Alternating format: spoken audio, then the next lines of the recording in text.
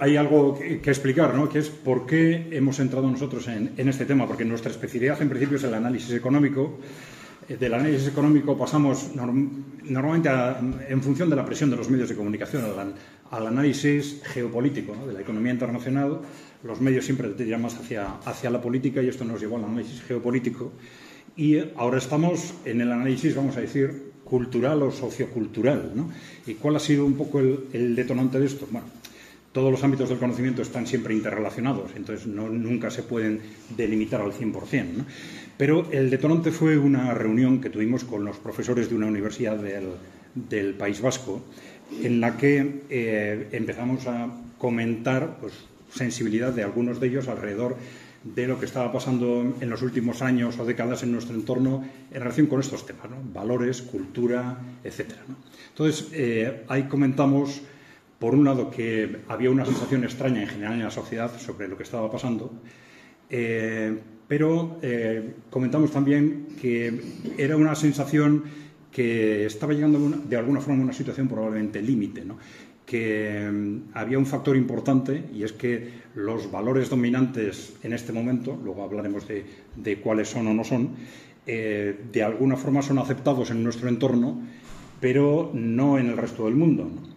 Y que probablemente, se lo decíamos nosotros, no son valores, como se suele pensar, que surgen de modas sociales, sino inducidos, vamos a decir, desde ámbitos corporativos, ¿no? Desde las grandes corporaciones. Y que, teniendo en cuenta que son valores que rechazan, bueno, no solo una parte de Occidente, sino también el mundo emergente, los países en desarrollo y tal, pues que seguramente a medio plazo esto, de alguna forma o de otra, en una dirección u otra, iba a acabar estallando, ¿no? Bueno, alrededor de esa reunión, ellos estaban muy interesados en estos temas, nos plantearon hacer un trabajo con esa universidad, un trabajo que terminó al final se sintetizó en un vídeo de 20 minutos, además del trabajo por escrito, y a raíz de esto empezamos a profundizar en este tipo de temas, ¿no? Que son los que vamos a empezar a exponer hoy, ¿no? Bueno, valores, cultura e ideología en la sociedad actual. Lo que estamos llamando, hay distintas formas de denominarlo, pero bueno, para sintetizar, el corporativismo posmoderno. Muchas veces se habla de la cultura actual, de la cultura de las últimas décadas en Occidente, como la cultura posmoderna, pero el análisis que estamos haciendo lo queremos separar de una valoración positiva o negativa del posmodernismo en general, que puede ser muchas otras cosas, ¿no? Entonces, por eso lo estamos llamando corporativismo posmoderno, ¿no? Algunos nos han dicho, bueno, es que el posmodernismo tiene más cosas, puede tener aspectos positivos distintos de este tipo de utilización que se ha hecho digamos, desde las grandes corporaciones. Entonces, bueno, vamos a concretar, al denominar esa cultura de las últimas décadas, vamos a llamarle el corporativismo posmoderno. Si sintetizamos de alguna forma lo que las grandes encrucijadas en las que se mueve el mundo actual, tenemos una encrucijada socioeconómica por un agotamiento de un modelo económico en el que llevamos ya 15 años en Europa sin crecer, ¿no? Con un crecimiento medio por debajo del 1%, con un endeudamiento creciente para mantener ese escaso crecimiento, un hundimiento demográfico que también ha mantenido el crecimiento económico, o sea, un modelo que se sabe que no puede continuar así mucho tiempo, pero tampoco hay propuestas claras, alternativas encima de la mesa. Tenemos un choque geopolítico entre Occidente y ese mundo emergente, un mundo en desarrollo, que plantea un mundo multipolar frente al mundo, vamos a decir, atlantista, ¿no? Y luego tenemos este choque en paralelo cultural o de valores, en el que tenemos este corporativismo posmoderno que es dominante en Occidente y, por otro lado, un modelo emergente que parece que es dominante en el resto del mundo, que tienen distintas culturas, pero que sí tienen en común un rechazo hacia estas culturas posmodernas de Occidente, ¿no? Bueno, decimos que este corporativismo posmoderno es la base de nuestra cultura en los últimos años y que de alguna forma ha subsumido lo que eran nuestras culturas anteriores en ese conjunto de Occidente, Europa occidental y América, tanto el norte como el sur. América del Sur son países en desarrollo, pero a la vez culturalmente muy occidentales, ¿no? Bien. Estamos hablando de ideología y valores, y para centrar un poco, esto se puede analizar desde muy distintas perspectivas. Solemos decir que a la hora de hablar de valores tenemos los valores de interés personal, los valores personales, si queréis, y los valores sociales. Nosotros nos movemos a veces en base a valores de interés personal y en base a valores de interés social, ¿no? ¿Vale? Entendiendo por valores lo que serían las motivaciones básicas a la hora de tomar decisiones, ¿no?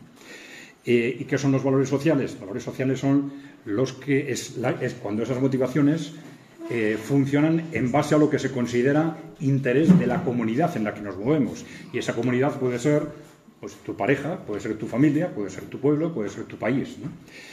Pero es muy interesante tener en cuenta que a la hora de definir los valores sociales tenemos, por un lado, lo que llamamos intereses generales o intereses comunitarios reales y otros que son, de alguna forma, inducidos. ¿Por qué inducidos? Porque todos intentamos, de una forma u otra, incidir en esos valores sociales. Intentamos convencer a los demás de que, desde un punto de vista de interés general, es mejor esto, lo otro, lo de más allá. Pero ¿qué pasa? Que los que tienen más poder inciden más, sobre todo los que controlan los medios de comunicación, la cultura, la educación, etcétera, ¿no? Entonces, esto que, como resultado, lo que consideramos como valores sociales, en la práctica es una mezcla de lo que realmente son valores que interesan a la comunidad y de una inducción en esos valores de intereses particulares en base a poderes de colectivos concretos, ¿no? Bueno, es evidente que para cualquier comunidad, para la nuestra también en este momento, esta es una cuestión clave: identificar dentro de lo que se entiende por valores sociales dominantes qué es lo que realmente responde a problemáticas concretas o responde en realidad a valores inducidos desde intereses particulares, ¿no? Entonces, para esto, utilizar el análisis es fundamental y concretar ese análisis, evidentemente, es bastante complicado, ¿no? En este sentido, nos encontramos con una serie de bases objetivas, lo que podemos llamar bases objetivas reales, de esos valores posmodernos dominantes, como son el proceso de emancipación de la mujer, la defensa del medio ambiente. Hay una lógica sensibilidad cada vez mayor con la defensa del medio ambiente a medida que se consigue un nivel de desarrollo mayor. Cuando el nivel de desarrollo es muy bajo, lo que interesa es producir más, porque ese es clarísimamente el interés general. A medida que se consigue un nivel de desarrollo mayor, hay una mayor preocupación en concreto por la defensa del medio ambiente. Eso es un valor objetivo real, ¿no? Valores objetivos reales serían también la protección de las minorías sexuales, étnicas o nacionales frente a abusos, o el respeto entre pueblos y culturas, ¿no? Bueno, pero ¿qué ocurre con esta distorsión posmoderna? Se llamó la distorsión posmoderna, distorsión corporativa posmoderna, si se quiere, ¿no?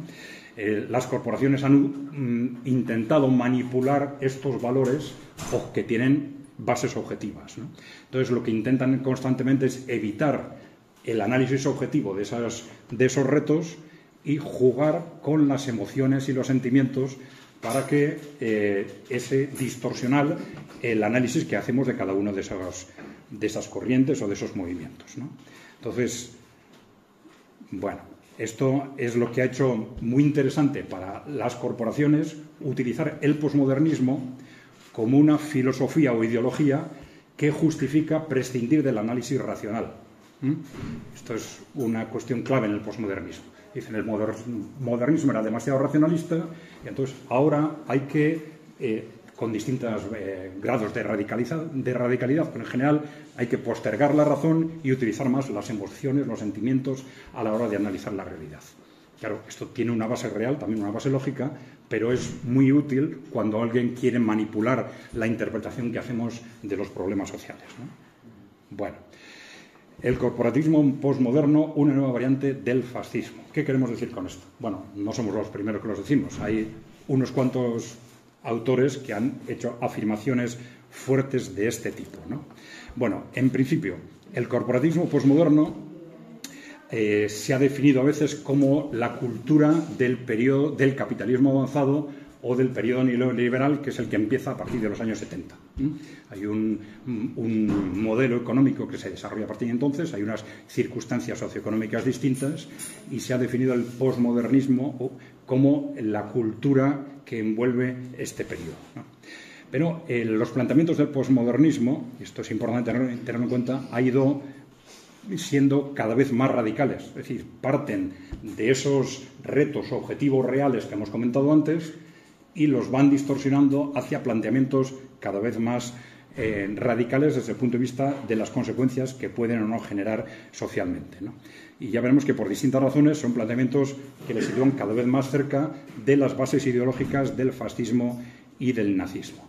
Aparentemente las imágenes son muy distintas, ¿no? Las imágenes externas de los dos movimientos. Si tenéis ahí, si queréis a la izquierda lo que es la imagen típica de los movimientos posmodernos y a la derecha las de los movimientos fascista o nazi, ¿no? Bien, pero sin embargo, junto a esa apariencia externa, los puntos comunes son muchísimos. Primero, inspiración filosófica común, algo ya hemos dicho de esto, el cuestionamiento de la razón. Los dos movimientos filosóficos tienen sus propios autores, tanto el nazismo y el fascismo como el posmodernismo, pero se apoyan a efectos de cuestionar la razón en Nietzsche o Heidegger, por ejemplo. Tienen un mismo promotor, la élite corporativa occidental, las grandes corporaciones. Esto lo vamos a explicar luego. Es decir, del fascismo y el nazismo tenemos la imagen de la televisión, de esos grandes movimientos de masas que van quemando libros o pegando a gente por la calle, luego los campos de concentración y tal. Pero claro, todo eso nunca se hubiera puesto en marcha si no hubiera habido una apuesta de fondo de las grandes corporaciones, ¿no? Para crear y apoyar esos movimientos, ¿no? Bueno, no solo lo crean las grandes corporaciones, sino que lo instrumentalizan estos movimientos, ¿no? Para sus propios objetivos. Objetivos económicos, pero también objetivos de manipulación, control, ¿no? O los verdaderos objetivos, tanto en un caso como en el otro, son el sometimiento y control social y asegurar y fortalecer el poder de esas grandes corporaciones. Y luego también esa creciente radicalidad del corporativismo posmoderno le acerca en ese sentido a lo que eran los movimientos nazis o fascistas, ¿no? Este concepto que hemos comentado, las grandes corporaciones como promotoras del fascismo y del nazismo, ¿no? En el origen que está, pues unas grandes corporaciones que controlan Occidente en buena parte y que se sentían amenazadas en aquel momento por el movimiento obrero, un movimiento obrero muy radical, y por la Unión Soviética.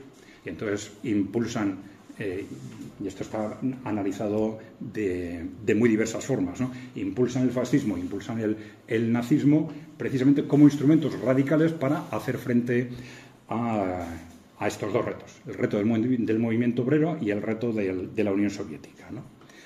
Bien, y además retos que estaban agravados por la crisis económica después del 29, ¿no?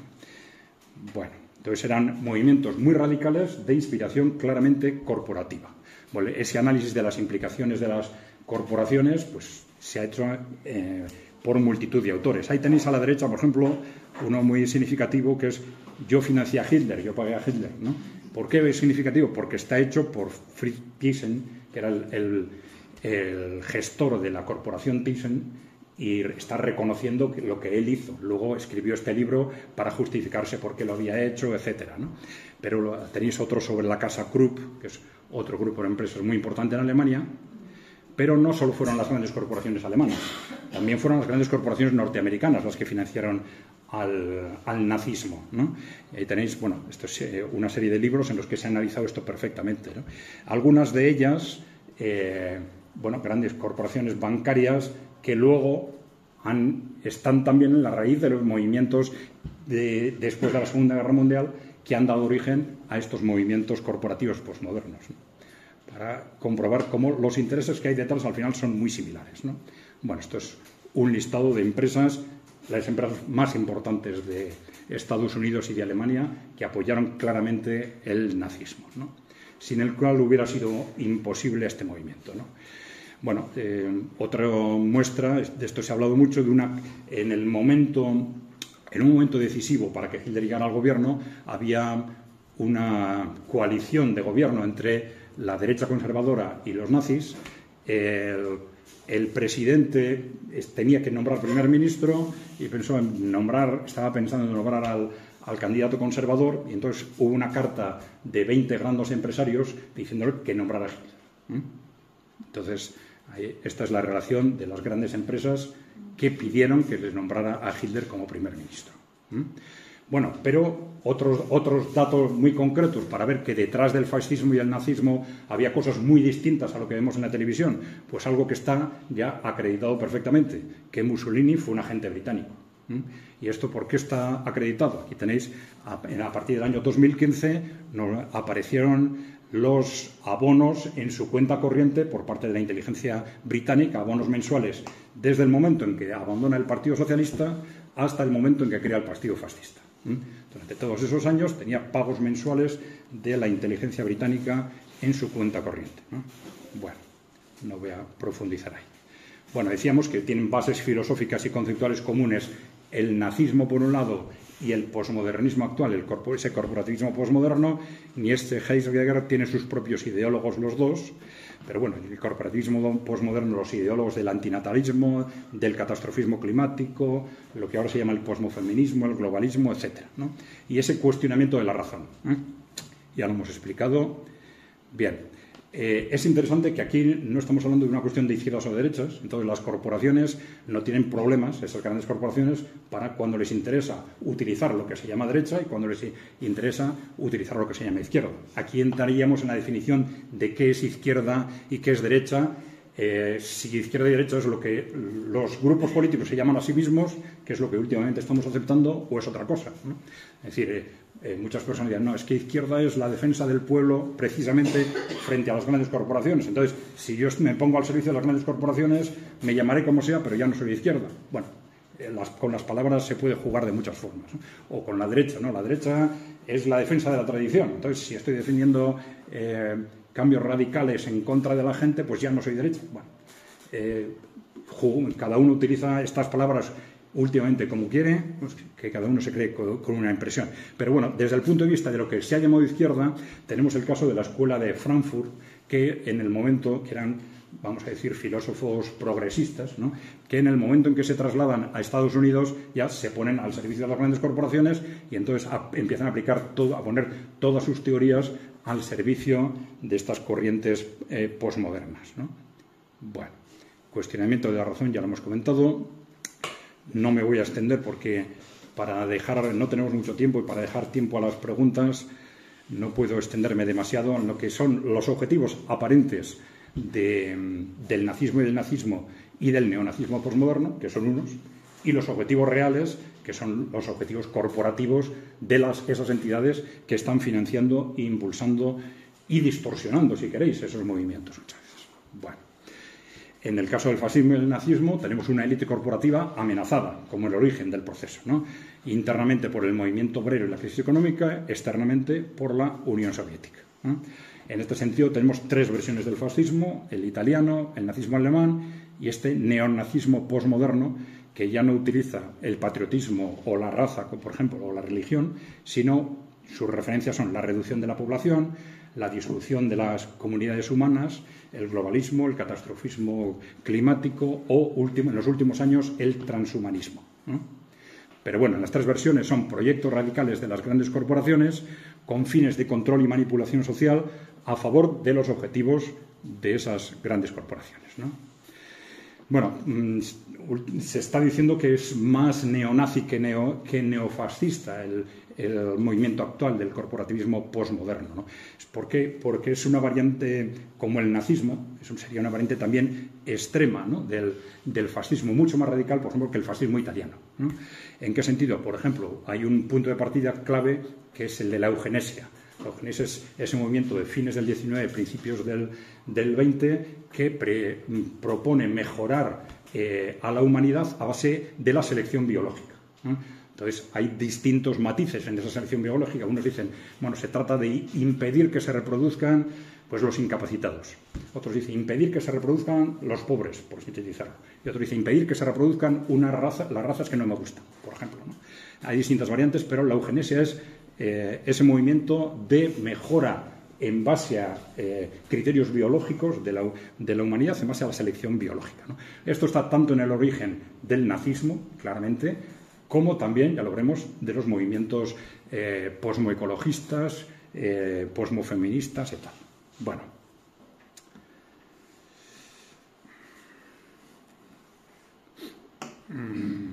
Bueno, ese neonazismo, ya estamos diciendo, es una ideología ultra radical también, con planteamientos mucho más radicales en este sentido, claramente, que los del fascismo italiano, como reducir la población. Eso en sí mismo ya es un objetivo tremendamente radical, el decrecimiento.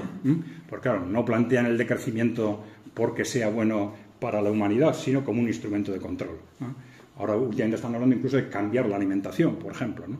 Hacer desaparecer o superar los pueblos, las culturas, la familia, todo tipo de comunidades sociales. Y últimamente, estos son ideas, todavía no está llevado a la práctica, esto del transhumanismo, pero apuntan incluso a la desaparición del ser humano a través de la fusión hombre-máquina o hacia convertir a las clases superiores en superhombres. Está diciendo, el ser humano va con la fusión con la máquina va a dejar de ser humano, va a ser otra cosa, pero eso no va a ser posible para todos. Luego vamos a tener unos humanos que van a ser, vamos a decir, superhombres por esa vía y otros que no. Bien.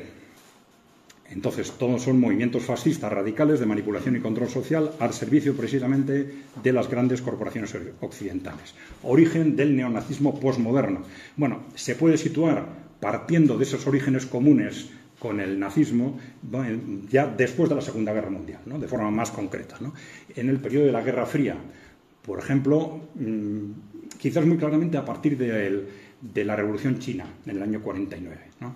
Porque es un momento en el que empiezan a surgir una serie de documentos, sobre todo en Estados Unidos, que hacen referencia como argumentación a que los países que no controlamos están creciendo demasiado y entonces tenemos que hacer algo para que crezcan menos o para reducir la población. Entonces aparece una serie de documentos donde empiezan a decir qué es lo que hay que hacer para reducir la población y empiezan a relacionar esto con lo que luego sería el movimiento ecologista o con la emancipación de la mujer, los medios anticonceptivos, etc., ¿no? Pero claro, todo eso, y esto es muy importante, no para que la gente viva mejor, porque en cada una de esas medidas podemos discutir qué ventajas tienen o no para personas concretas, ¿no? Entonces ellos no lo plantean para que la gente viva mejor, sino para hacer daño a sus países, para debilitarlos. Bien, bueno, entonces, algunos hitos. Creación del WWF, no sé si os suena esto del WWF, es una de... Con Greenpeace es la primera organización ecologista del mundo. Suelen utilizar un logotipo de un oso panda, por eso suena, ¿no? Se crea en el 1961 partiendo ¿de qué? Partiendo del ecologismo como objetivo fundamental, pero partiendo de conceptos eugenésicos y del antinatalismo y muy relacionado con las familias reales europeas. Y ahora vamos a hablar algo de esto. En el 68 se crea el Club de Roma, esto se habla más, impulsado desde una parte de esas corporaciones, el Grupo Rockefeller en concreto, ¿no? Y luego tenemos una serie de informes, sobre todo en Reino Unido y en Estados Unidos, dentro de ese contexto de Guerra Fría, sobre todo el informe Rockefeller del 72 y el informe Kissinger del 74, que son referentes muy claros, ¿no? Pero bueno, en todo ese contexto, reducir y controlar la población es un objetivo político. El ecologismo, el feminismo y el globalismo se consideran excelentes instrumentos para debilitar a otros países, para debilitar a las comunidades. Esto es muy importante. Bien, decíamos, a partir de la Segunda, esto lo hemos comentado, sobre todo a partir del año 49, con la Revolución China, empiezan a darse cuenta de ese peligro geopolítico que supone la población y natalidad de esos países y entonces empiezan a desarrollar ideas y estrategias para controlar o reducir la población. No me voy a detener aquí, aquí tenéis, por ejemplo, a uno de los Rockefeller explicando por qué hay que controlar y reducir la población y por qué esto es tan importante. Otro Rockefeller hablando sobre reducción de la población en el 67. Bueno, este es el informe Rockefeller del 72 que hace referencia a qué hay que hacer para reducir la población. Entonces, aquí tenemos conceptos como la educación sexual, la educación de la población, el cuidado infantil, igualdad de derechos para la mujer, conceptos que individualmente considerados, como decir, esto es muy bueno para este colectivo, esto es bueno para estas personas, tal, pero ellos no lo plantean por eso, lo plantean para hacer daño. Esto es muy importante. Lo plantean para debilitar pueblos, para debilitar naciones. Bien, el informe Kissinger del 74 es quizás uno de los más importantes, ¿no? Es un informe que se aprueba en el 74, pero no se hace público, era confidencial hasta el final de la Guerra Fría, en el año 89. Bien, es un documento confidencial del Departamento de Estado de Estados Unidos. Nixon se lo encarga a Henry Kissinger. Henry Kissinger lo organiza, se le llamó informe Kissinger por eso. Entonces, el título es Implicaciones del crecimiento de la población mundial para la seguridad y los intereses globales de Estados Unidos. O sea, es un documento con base geopolítica. Nada de el punto de partida y los objetivos no tienen nada que ver ni con la naturaleza, ni con los derechos de la mujer, ni nada por el estilo. Bien. Bueno, entonces, la cuestión clave es precisamente lo que hemos comentado. Cómo estas élites están relacionando ese objetivo de disminuir la población de los países potencialmente peligrosos con la planificación familiar, con el acceso masivo de la mujer al mercado de trabajo, con la extensión de los derechos de la mujer, ¿no? Bueno, y como ya hemos dicho, no es que se plantee para ayudar a nadie, no, es para debilitar esos países, ¿no? Bueno.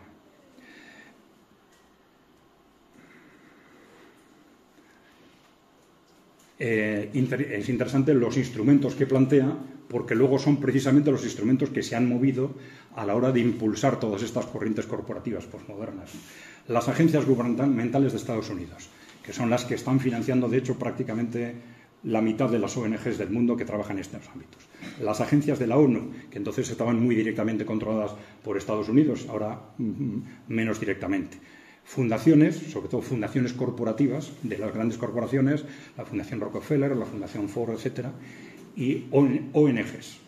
No nos olvidemos de que las ONGs, en buena parte, son instrumentos de quien las financia. Entonces, en este caso, luego hemos visto cómo son precisamente estas vías las que se han utilizado para impulsar todos esos movimientos postmodernos, ¿no? Hay un aspecto, no sé si lo comento luego otra vez, que es muy curioso, porque al final del documento, y curioso y extraño, ¿no? Al final del documento nos plantea que estas medidas que están pensadas para todos los países que no controlan, nos dicen, hay que aplicarlas también en Estados Unidos y en Europa Occidental. Bueno, ¿y por qué? Dicen, porque si no las aplicamos nosotros, los países en desarrollo no se lo van a creer. Bueno, pues parece un argumento bastante extraño, pero al final acaban proponiendo que también se apliquen a los países desarrollados, ¿no?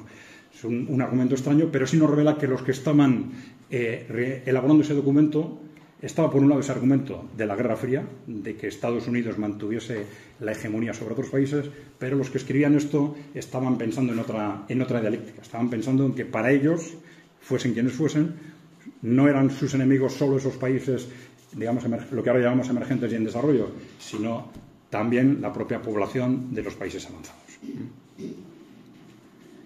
Bueno.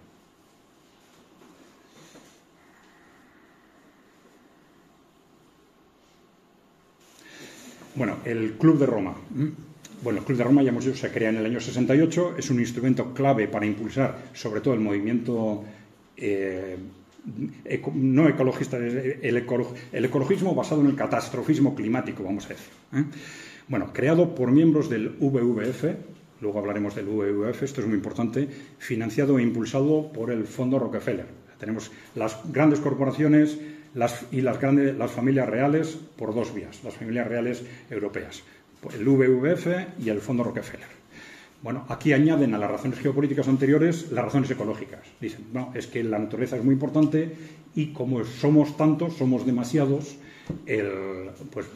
la naturaleza, el planeta Tierra, tiene un problema. Escriben un libro que tiene una difusión extraordinaria, el año 72, Los límites al crecimiento, y plantean como estrategias contener y reducir la población y reducir el crecimiento.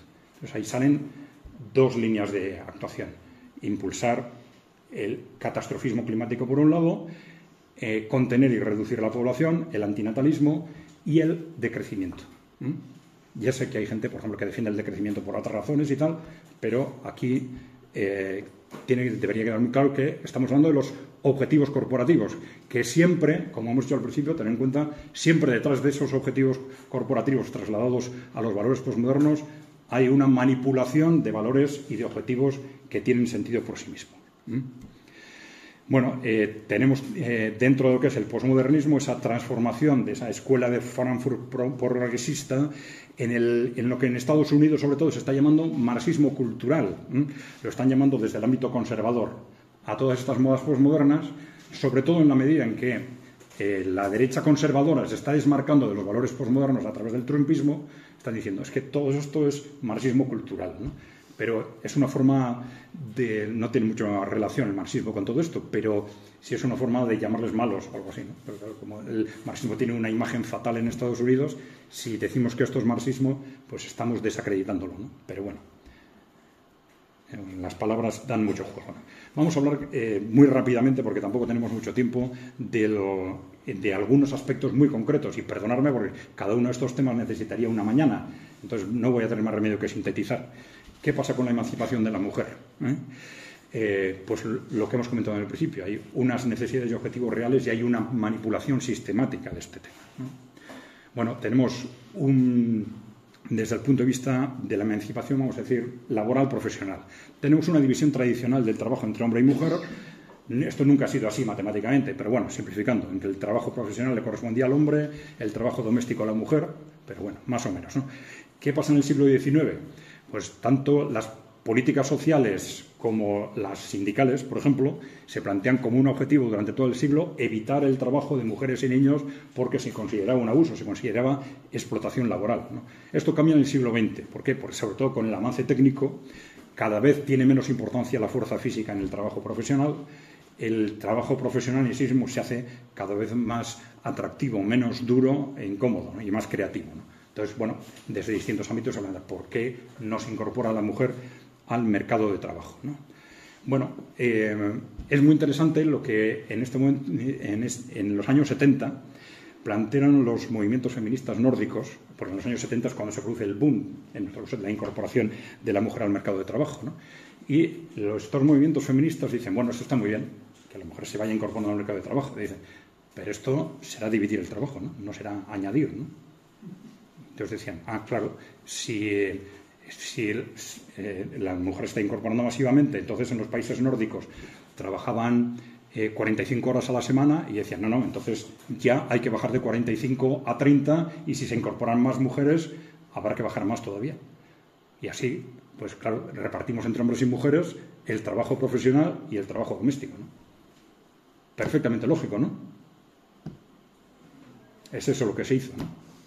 No, ellos decían, hombre, lo que no vais a hacer es añadir 40 horas más de trabajo a todo el mundo, ¿no? Pues eso es lo que se hizo. Hemos estado durante generaciones pensando que con el avance tecnológico íbamos a trabajar cada vez menos y resulta que nos echan 40 horas por familia encima de la mesa y nadie dice nada. Claro, las consecuencias de esto han sido impresionantes, claro, sobre todo para las mujeres, ¿no?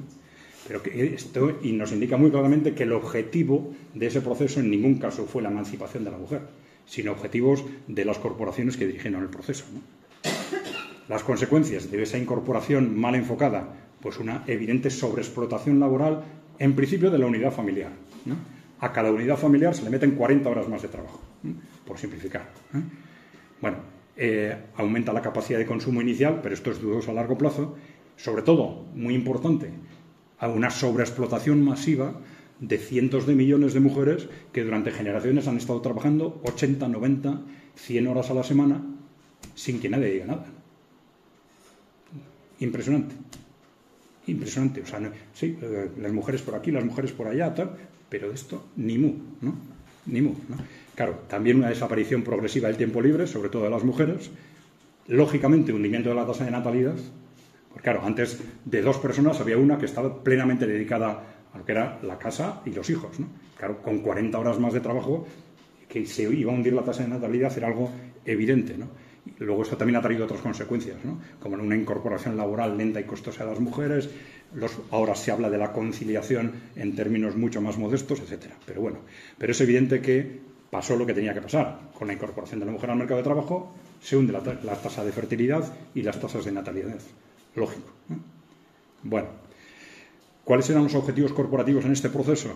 Pues bueno, teniendo en cuenta que estábamos con unas corporaciones que estaban deseando reducir las tasas de natalidad y reducir la población, pues tenemos que decir que probablemente los 2 objetivos sean estos. Primero, mejorar los beneficios empresariales a través de la disposición masiva de mano de obra barata, que es una obsesión permanente, vamos a decir en general, de los empresarios, si queréis, ¿no? Y luego el hundimiento demográfico, que es el que aparentemente estaban persiguiendo, ¿no?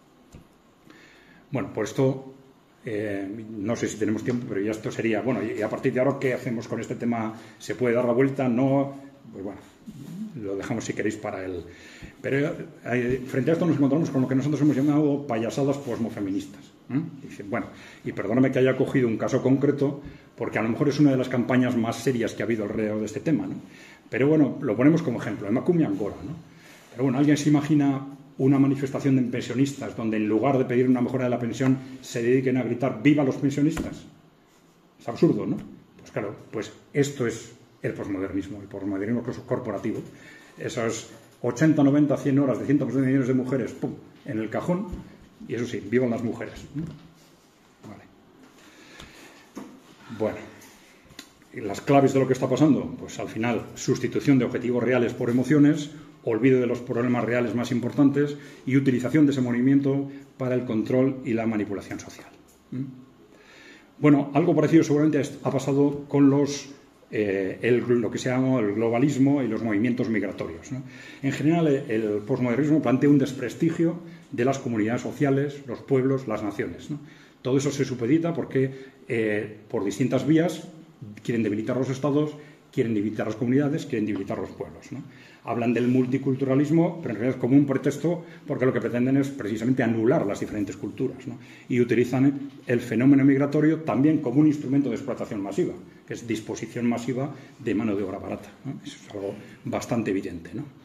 Bien, es evidente que no tiene un objetivo de solidaridad, sino simplemente de disposición masiva de mano de obra a bajo coste y que no es casualidad, pero se inicia en casi todos los países de forma paralela al momento en que termina esa disposición masiva de mano de obra barata femenina, ¿no? Dicen, bueno, pues ahora mano de obra barata, bueno, pues de otros países, ¿no? Bien. Bueno, tiene bastante relación con cómo han evolucionado los beneficios de las empresas, que ha sido una cuestión clave en este periodo de capitalismo avanzado, ¿no? Los trabajadores extranjeros ocupan las posiciones las mismas que iban ocupando esas mujeres que se iban incorporando a los puestos de trabajo, lógicamente, ¿no? De menor valor añadido siempre, ¿no? Bueno, el catastrofismo climático, ¿eh? Esta es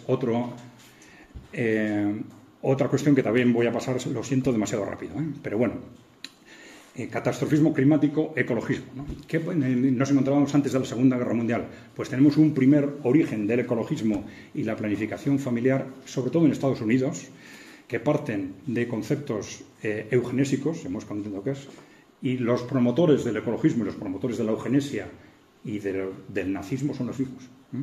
Tenemos, por ejemplo, el caso de Planned Parenthood, planificación familiar, es la primera organización de planificación familiar ahora ya en Estados Unidos, con cientos o miles de clínicas por todo el mundo, ¿no? Pues su origen fue creada por Margaret Sanger, que fue la que lo dirigió durante los primeros años, una mujer claramente partidaria de los derechos reproductivos de la mujer, pero también de la eugenesia y de la planificación familiar, por supuesto. Pero bueno, recojo simplemente una frase, ¿no? Dicen, más niños de los aptos, menos de los no aptos. Ese es el principal problema del control de la natalidad.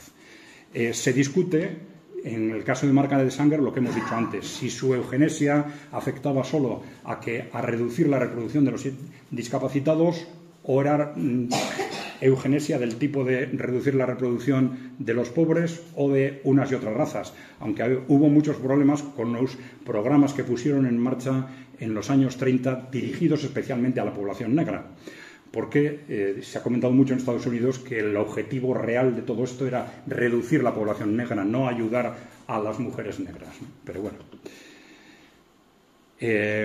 también antes de la Guerra Mundial tenemos el caso de Madison Grant, el gran líder del ecologismo a fines del siglo XIX y principios del XX, ideólogo del ecologismo, también de la eugenesia y del racismo nórdico, las dos cosas, ¿eh?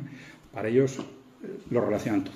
Líder del conservacionismo en Estados Unidos, escribió un libro, entre otros, El ocaso, ¿no? Algo así, de la gran raza, que Hitler dijo sobre ese libro es mi Biblia, como referencia.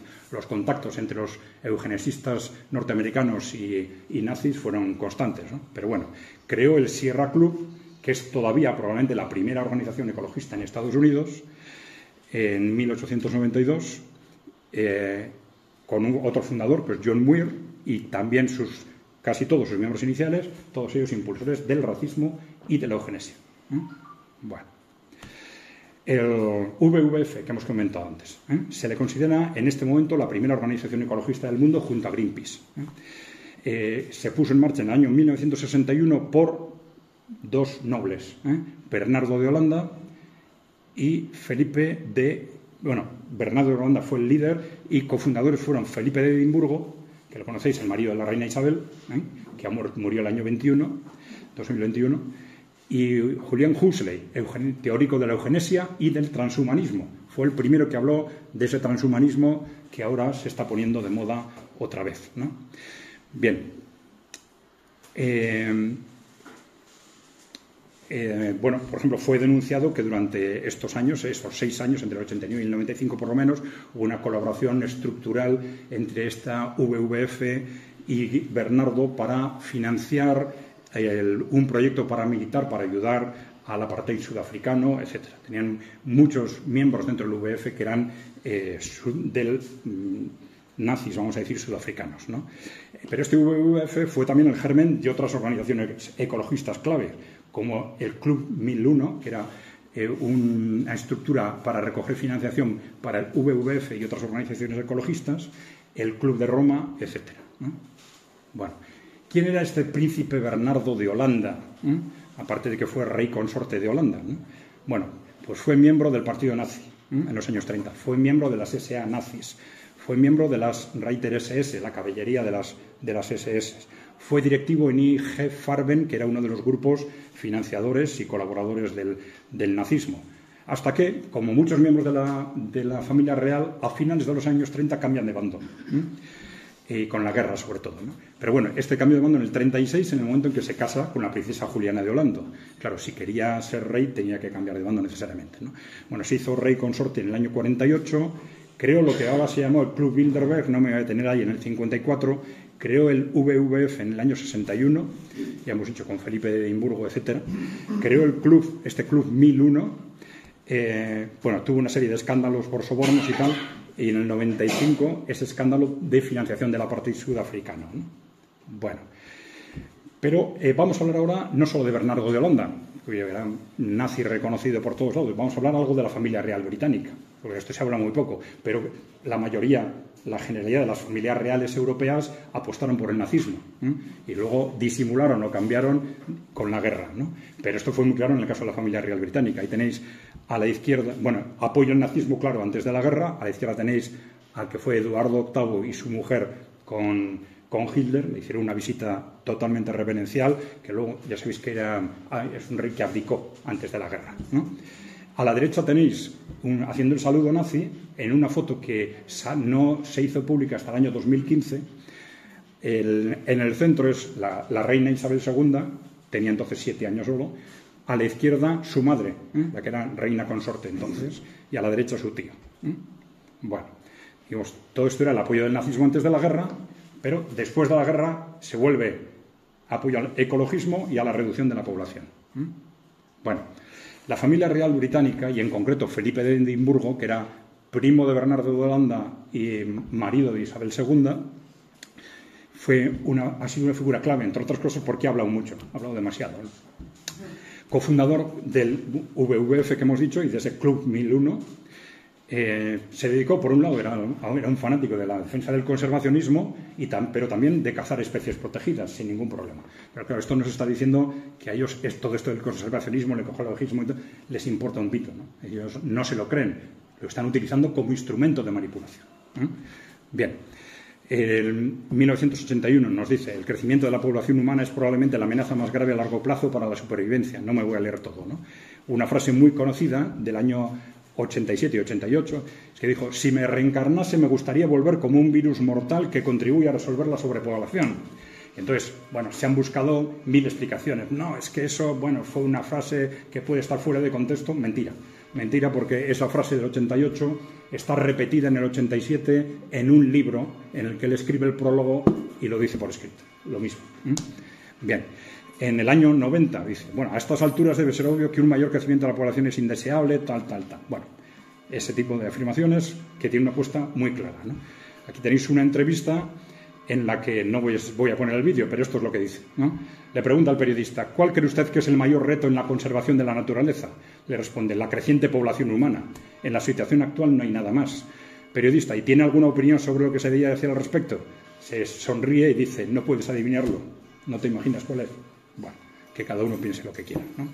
Pero bueno, ahí vemos que hay ese objetivo tradicional de defensa del medio ambiente, que en muchas personas, expertos y tal, es un objetivo evidentemente legítimo y necesario, se distorsiona corporativamente a partir del año 72 con este concepto del catastrofismo climático, ¿no? Que es lo que lleva a romper la lógica racional y no nos permite analizar qué es lo que hay que hacer o no, porque para salvar la Tierra todo es necesario, ¿no? Bien, el catastrofismo rompe la racionalidad y justifica cualquier barbaridad. Bueno, origen. Bueno, es también un origen corporativo. En los años 70, con la creación del Club de Roma, los promotores son miembros del SVVF, impulsado por, vamos a decir, neonazis, esas casas reales, y financiación de la Fundación Rockefeller. Entonces se plantean, bueno, la humanidad, la naturaleza se va al desastre porque somos demasiados y crecemos demasiados. Entonces plantean como retos catastróficos en aquel momento la desaparición de la capa de ozono, de la que ya nadie habla, y el pico y agotamiento del petróleo en 20 años, del que ya apenas se habla, ¿no? Pero ¿qué ocurre? Llegan los años 90, que es cuando se suponía que todo eso ya tenía que haber hecho desaparecer la Tierra, y no había pasado nada, ¿no? No se cumplen las previsiones catastróficas, da lo mismo, ¿no? Cada 20 años se inventan nuevas previsiones catastróficas y se alargan los plazos, ¿no? Bueno, aquí tenéis, por ejemplo, tampoco no voy a poner los vídeos, pero bueno, no es cualquiera. John Kerry es en este momento el responsable de las políticas climáticas en Estados Unidos, ¿no? Bueno, en el año 2009 diciendo en 5 años tendremos el primer verano sin hielo en el Ártico. Bueno, pues no ha pasado, ¿no? Pero claro, no es una posición honesta, sería, señores, pues hay unos informes que dicen que, ¿no? O puede ser que, no. Todas estas cosas se afirman con una seguridad absoluta y luego no pasan, no se cumplen y no pasa nada. O aquí tenéis como hace 5 años Greta Thunberg dijo que el mundo terminaría, pues hace una semana, hace 3 meses, ¿no? Bueno, no ha terminado. Pero bueno, es que son 2 ejemplos de algo que es constante durante estos 50 años, ¿no? Va a pasar, todo el mundo temblando, luego no pasa, ¿no? Nosotros con este tema tenemos un cierto cuidado, ¿no? ¿Por qué? Solemos decir que no somos científicos, y entonces los que no somos científicos, cuando nos encontramos con un tema en el que unos científicos dicen una cosa y otros dicen otra, pues tenemos un problema, ¿no? Y entonces, vamos a decir, mira, no sabemos exactamente cuál es la verdad científica en estos temas, pero sí sabemos que hay una manipulación constante de todo ello. Entonces, hay que posicionarse frente a esa manipulación, independientemente de que la verdad científica sea una u otra, porque lo que sí vemos claro es que los que promueven esas ideas, ellos mismos no se las creen, porque las utilizan cuando quieren y las meten al cajón cuando quieren, ¿no? Bien.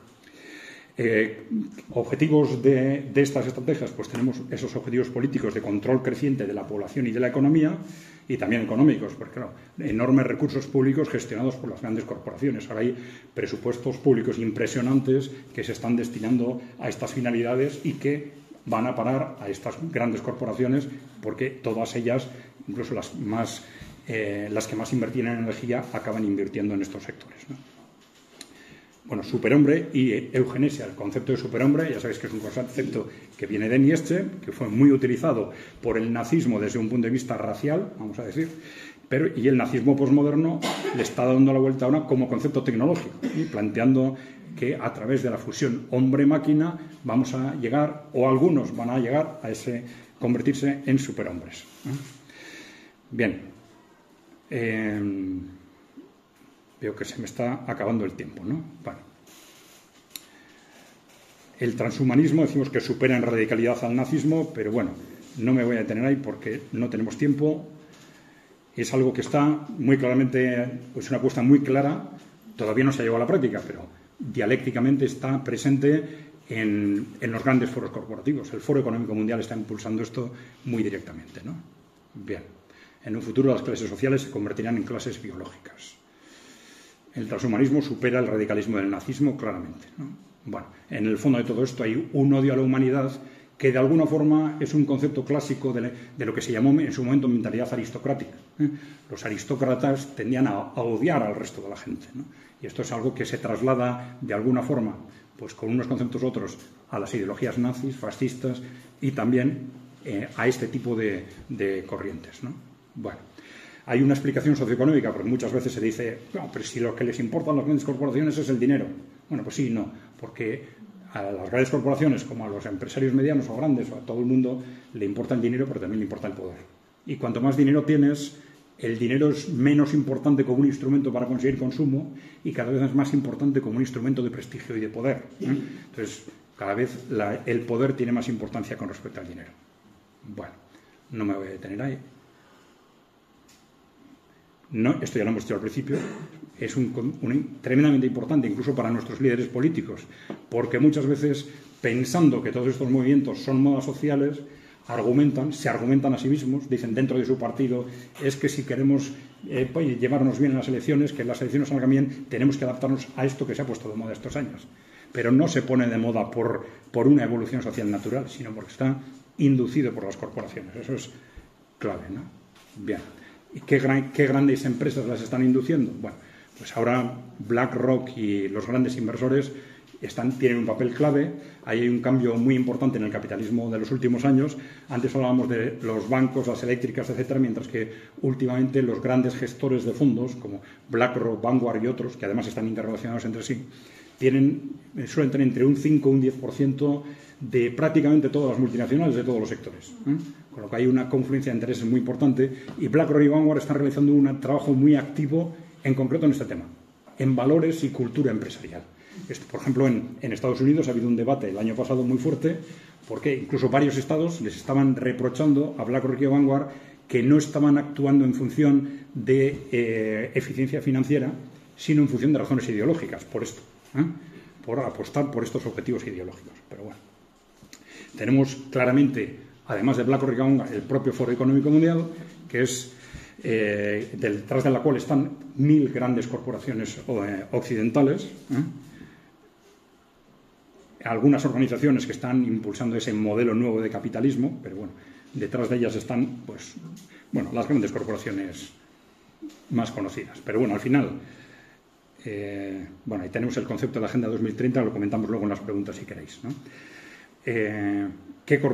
Si hablamos de las corporaciones, ¿qué corporaciones? Hemos hablado de BlackRock y Vanguard, de los grandes gestores de fondos, el Foro Económico Mundial, estas organizaciones de las grandes corporaciones para impulsar precisamente estos valores, las familias reales europeas, que no solo son aristócratas, sino que además también son grandes inversores, son parte de esos grandes inversores, ese Club 1001 que se ha dedicado a captar recursos de todo el mundo, los grandes grupos tradicionales en Estados Unidos, como el grupo Rockefeller o el grupo Ford. Bueno, frente a eso tenemos, vamos a decir, los modelos emergentes, que tampoco lo voy a poder explicar despacio, pero bueno, básicamente tenemos, por un lado, el nacionalismo conservador, es decir, fundamentalmente el trumpismo en Estados Unidos, distintos movimientos de derecha conservadora en Europa que están cuestionando estos valores. Y lo están cogiendo casi como una bandera. Es decir, hay una buena parte de esos valores que socialmente, en nuestra opinión por lo menos, son tan absurdos que les dan un éxito electoral muy fácil a cualquiera que se plantee ir contra ellos, ¿no? Y entonces esto ha sido una cuestión básica, por ejemplo, para el trumpismo en Estados Unidos, ¿no? Aparte de otros objetivos, ¿no? Pero bueno, está claro que Estados Unidos ya, en base a este tema, está dividida un 50% aproximadamente, ¿no? En Europa no tienen tanta fuerza, según los países, etcétera. Pero lo más importante desde el punto de vista de este cuestionamiento de valores es lo que está pasando en el mundo, en el resto del mundo. Los países emergentes y los países en desarrollo, ya sabéis que ahora se están articulando alrededor de, si queréis, con el liderazgo de Rusia y China, alrededor del bloque del BRICS, BRICS Plus. O sea, ahora mismo se han añadido 6 países más a ese bloque BRICS. En general, estamos viendo que la casi totalidad de los países en desarrollo y emergentes están apuntando a ese bloque y en este aspecto, en el aspecto cultural, la característica común es el rechazo de estos valores posmodernos occidentales, ¿no? Entonces esto nos da una foto de que primero estos valores no son dominantes en el mundo y además van a estar probablemente muy amenazados a medio plazo, ¿no? Bueno, tenemos esas estrategias anticorporativas de los países emergentes. Bueno, no me voy a enterar. Seguramente nuestra opinión es que estos que pensábamos que iban a ser los valores del siglo XXI, y muchos en nuestro entorno lo siguen pensando, nosotros creemos que no van a ser, y que todo va a cambiar seguramente muy pronto. Y lo voy a dejar ahí, porque, sin más, ahí tenéis alguna referencia, algunos seguís nuestro boletín, los que tenemos un boletín casi diario, la forma más directa de seguirnos es por Telegram o por correo electrónico si queréis. Nos podéis escribir a ese correo electrónico y nos decís, si queréis recibirlo en Telegram, en WhatsApp, por correo electrónico, como queráis. y por lo menos vamos a dejar un cierto espacio a preguntas, ¿no?